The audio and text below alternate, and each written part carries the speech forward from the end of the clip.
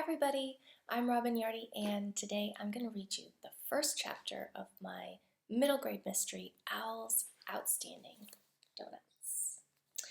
Maybe my favorite thing about this book is that every chapter begins with this cute little donut, and chapter 1 is the Strawberry Iced Classic.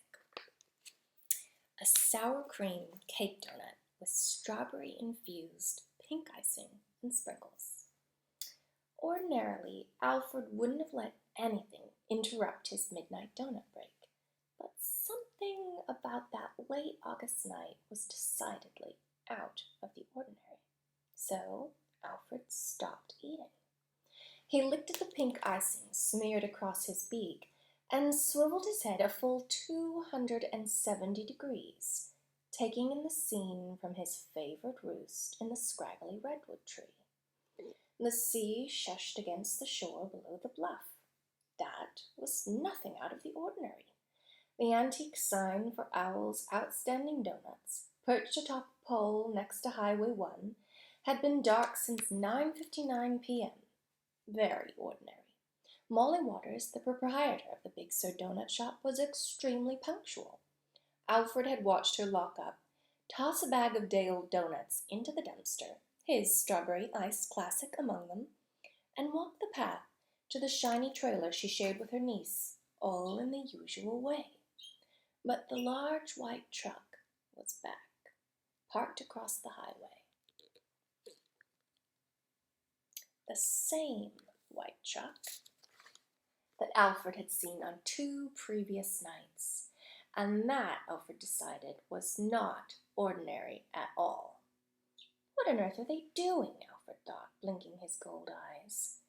2 shadowy figures hovered behind the truck's tailgate, fiddling with something. Knobs, a hose. Human doodads were confusing enough up close, never mind at such a distance.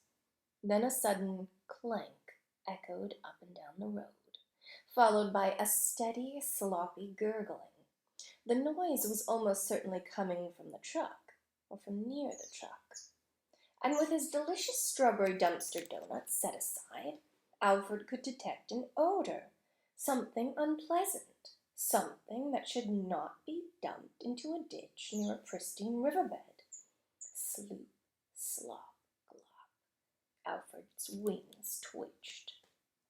The mystery truck's first visit to this particular bend in the road had barely made Alfred blink.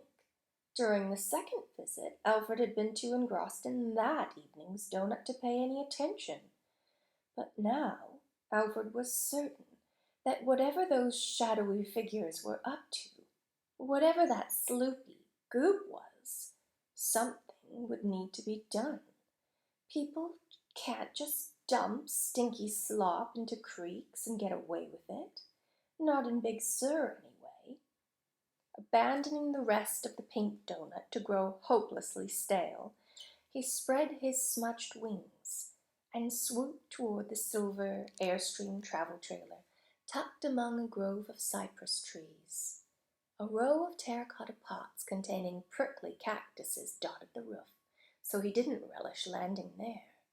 But the window box nearest the little girl's bed made for a more opportune landing spot. She was only 9 or 10, and even Alfred was unsure of how much use she'd be. But she was a very light sleeper, which is a useful thing in the right moment or in the wrong one. The pink peony curtains at the girl's window were shut tight, but Alfred knew how to remedy that. Tap, tap, tap. Alfred rapped his beak against her dusty window pane.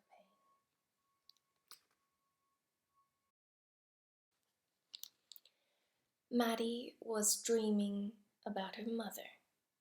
Mom shaking her awake. Mom telling her to finish an endless breakfast, holding Mattie's hand and hurrying her. They were late, and Mom didn't notice that Mattie was still in pajamas. Mattie's eyes popped open. She wanted to close them again right away. Even late for school wearing your pajamas dreams were good if they had her mom in them. Maddie tucked her nose under her down comforter and tried to fall back asleep. But something was at her window, tapping her awake and taking Mom away. Maddie flung her covers aside and crouched by the window, listening with one ear. Nothing. She snapped the pink curtains open and pressed her nose to the black glass. A face with huge golden eyes was peeping through the petunias in the window box. Maddie screeched and tumbled backwards. The whole trailer shook as she bumped onto the braided rag rug below her bed. The golden eyes kept blinking through the dark window.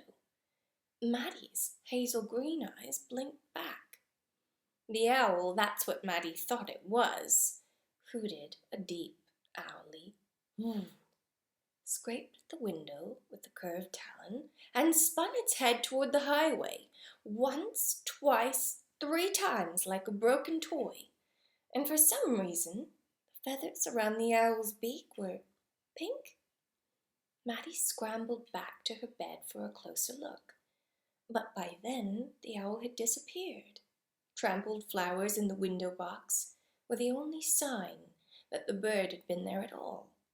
Maddie shoved the window open, squinting out into the dark, past the ferns outside their trailer, and across the empty parking lot sat Owl's Outstanding Doughnuts. Like everything else on the near side of the highway, Aunt Molly's shop was quiet and closed up. On the far side of the highway, a wall of redwood trees stood dark and still, the start of a forest that stretched for miles. Nothing weird there. Woo, woo, woo, the owl hooted again. It must have stayed near the trailer, but Maddie still couldn't see it.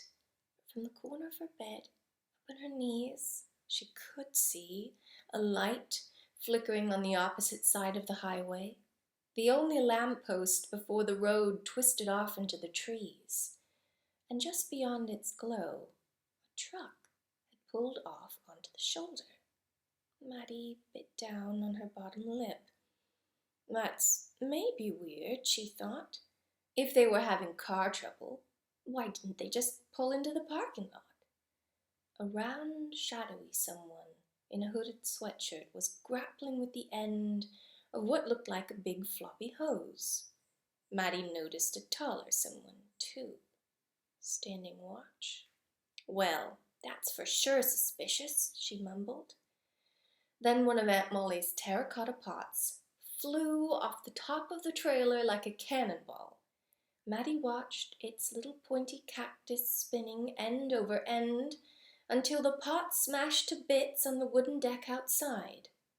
The crash of clay made Maddie flinch, and the shadowy figures down the road heard it too.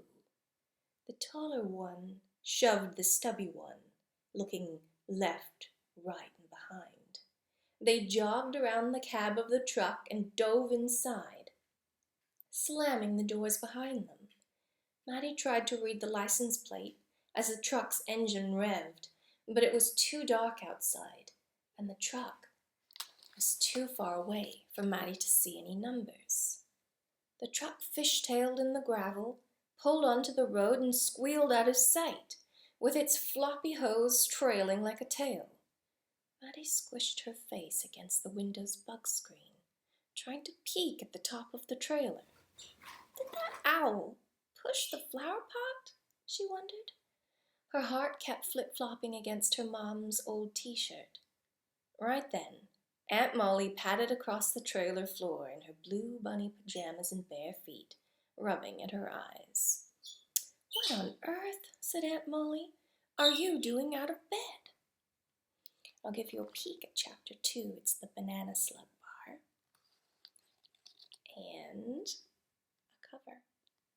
I hope you liked the first chapter of Owl's Outstanding Doughnuts, a middle grade mystery about an outstanding owl, tons of donuts, a little girl, and lots of friends. Bye.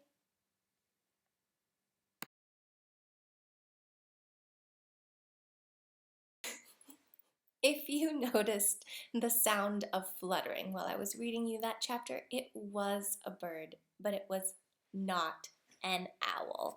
It was a little Rosy Bourke parakeet named Sweet Pea, and she loves to keep me company in my office while I work and when I read.